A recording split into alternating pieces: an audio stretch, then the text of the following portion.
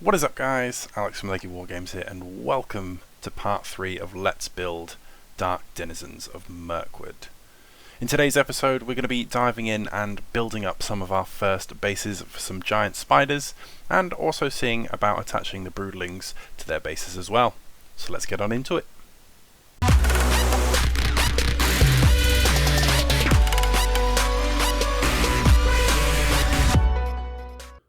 Welcome back to the desk today, guys, for part 3 of Let's Build the Dark Denizens of Mirkwood. Now, in the last episode, what we did is we managed to clean off and tidy up all of the bits that we used in part 1, we found in the box, minus Shelob. The reason for that is because Shelob seems to belong to the Mordor section of the factions, and we are sticking purely to a Dark Denizens force for now. So we cleaned up everything that we found in the tub in episode 1 for the Dark Denizens force. That is our 12 giant spiders here. We have 3 broodlings, we have the Spider Queen, and we also have 2 sets of Mirkwood spiders.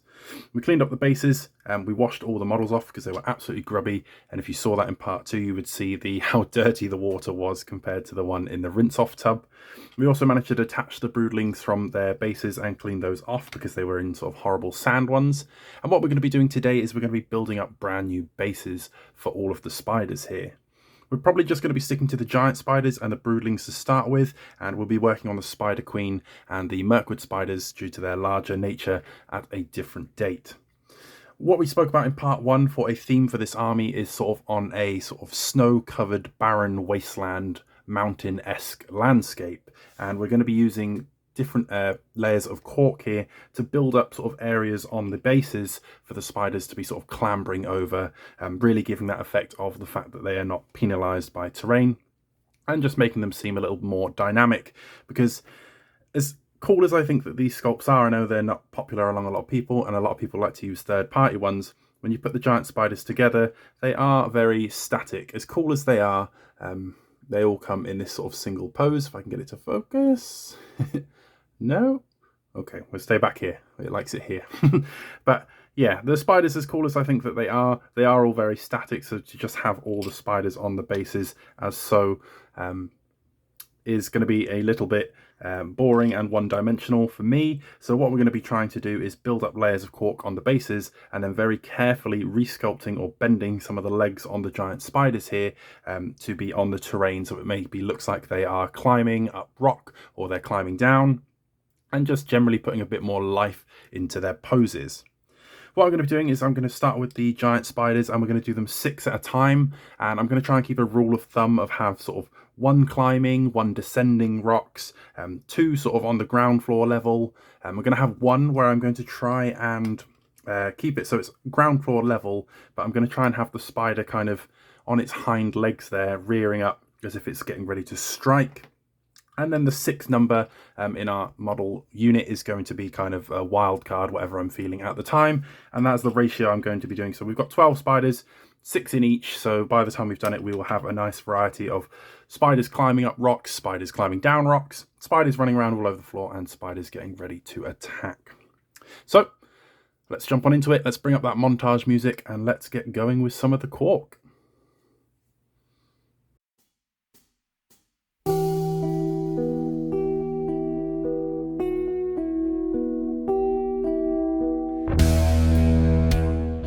Okay, so what I've got is I've got my range of tools just here. I've got some clippers, a hobby knife, a flat file, some super glue, and some cork. And what we're going to start doing is taking the bases here and just start building up some layers and doing some more flat ones. And what we're going to do is we're going to build them for each spider individually. So I'm going to sort of do 1 base, position a spider on it, and then that spider will now be forever for that base, because obviously if we start bending legs and things, they might not fit on other bases. So let's continue that montage there, and yeah, let's get these spiders some bases.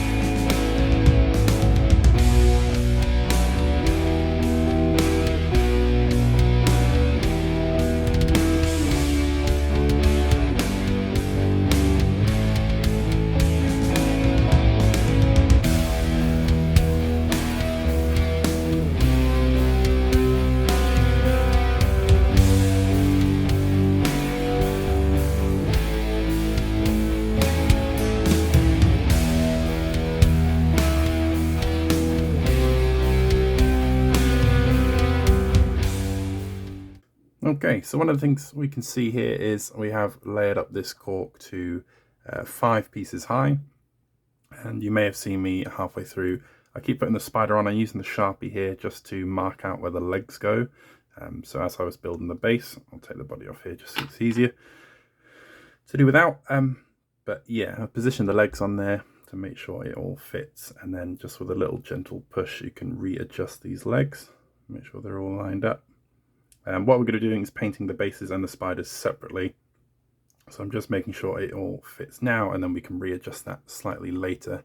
But yeah, and then once this goes back on like so, then we have some mean looking spiders there that are climbing and are very more versatile. Obviously we're going to need a lot of green stuff and bits to be able to make sure we all fit in nicely there.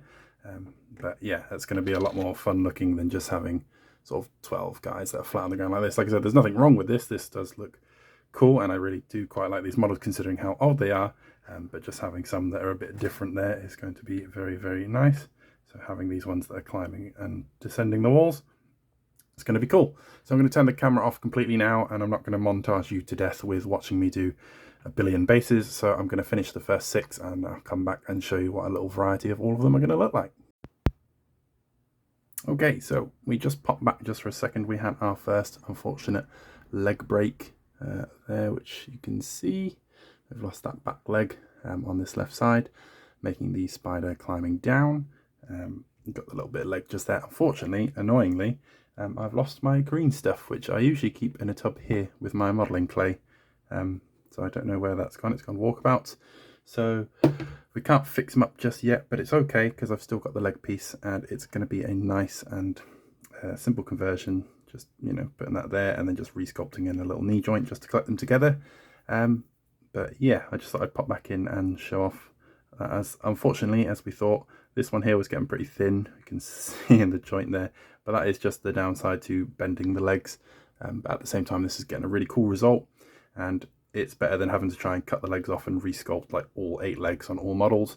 So if they do break along the way, then it's just kind of is what it is, unfortunately.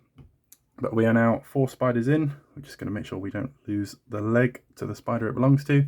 And then, yeah, I'm going to crack on and finish the last 2 of the 6, and then we will check back in after that.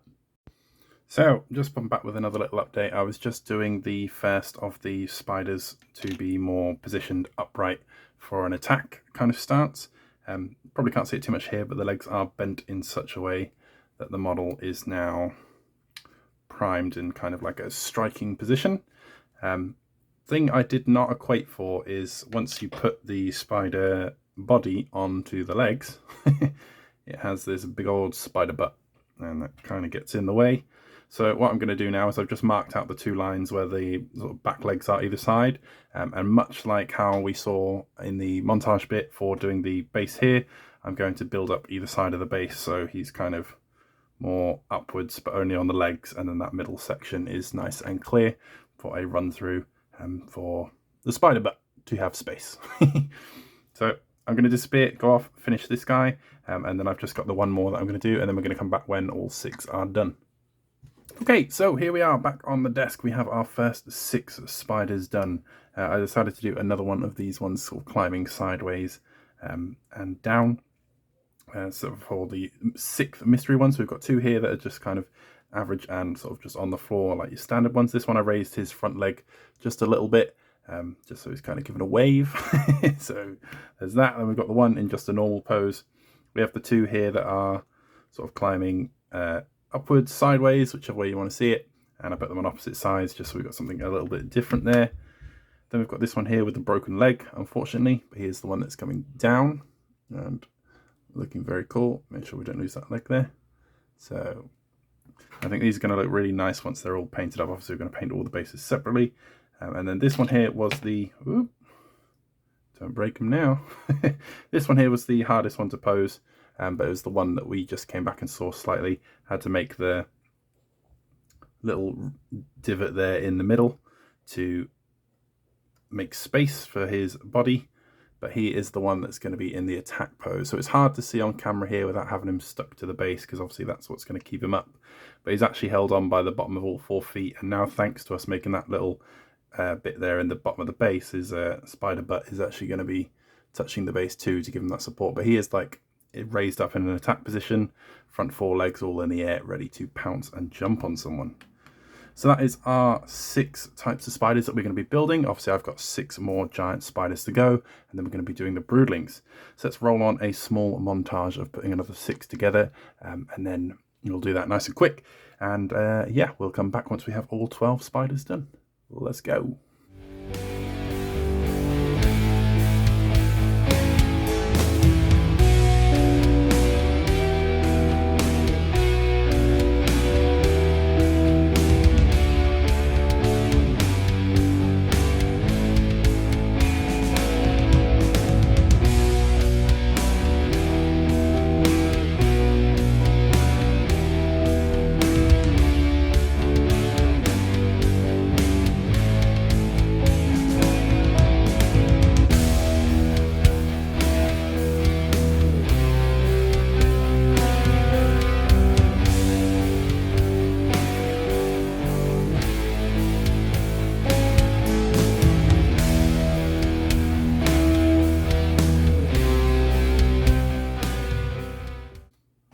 Okay, so there we have it, guys. There are our 12 giant spiders with custom bases all ready to go. We only had the 1 leg break. To be honest, I did expect a few more bending the legs there. Probably should have, used something like some warm water or something to heat the models up and then try and be a bit more careful. But I think all in considered 1 broken leg, which isn't even that bad, and we can green stuff that back together. I'm quite happy with that result for 12 spiders. We've got the variety in there. I tried to stick to the rule of thumb, so I've got these 2 attacking spiders. These will be more upright, hard to see at this angle, but once they are glued down to the bases, you'll be able to see that more. So we've got 2 attacking spiders, then we have these ones, these 2, this one here, and this one, which are sort of our led down usual spiders. We have our 4 kind of climbing spiders, a couple on the sides, 1 coming up, and 2 going down. But I think overall we've got quite a nice diversity in there, and they are a lot more dynamic than just having them all sat on the bases. Obviously there's a lot more green stuff where to go. We've got to get the gaps in on the spiders, but now they all have their bases and their legs have been positioned to fit their bases. So now we can crack on with some of the painting. I think we're going to get all the bases painted up, and then we'll get to the spiders themselves. Obviously they're going to need green stuffing, cleaning up of any mold lines before we can spray. But if we paint the bases first, then we can do that work onto the spiders, paint them, and then obviously attach them as the final step there. But I think that's about it for episode 3 today. And then what we're going to do is we are either in episode 4, I'm not quite sure which I'm going to do yet, but we'll either be moving on to the bases of the giant spiders, painting them up, or we might be moving on to the spider broodlings just because they are easier, and I think we could do the entire spider broodlings in sort of one very quick episode. So we will see where that lands. But thank you very much for joining me today, guys. I hope you've enjoyed. I'm getting very excited now because it's starting to come together and we can physically see the main bulk of the force coming together. And yeah, look forward to seeing you in the next episode. As always, stay safe. Happy wargaming. Psst. Hey you! Did you know that Lakey Wargames now has an official eBay store? You can buy yourself all kinds of pre-painted and new on sprue hobby goodness and support the channel at the same time. There's a link in the description below if you want to check it out. I'd greatly appreciate it, and it's a fantastic way to support the channel. Okay, see you in the next one.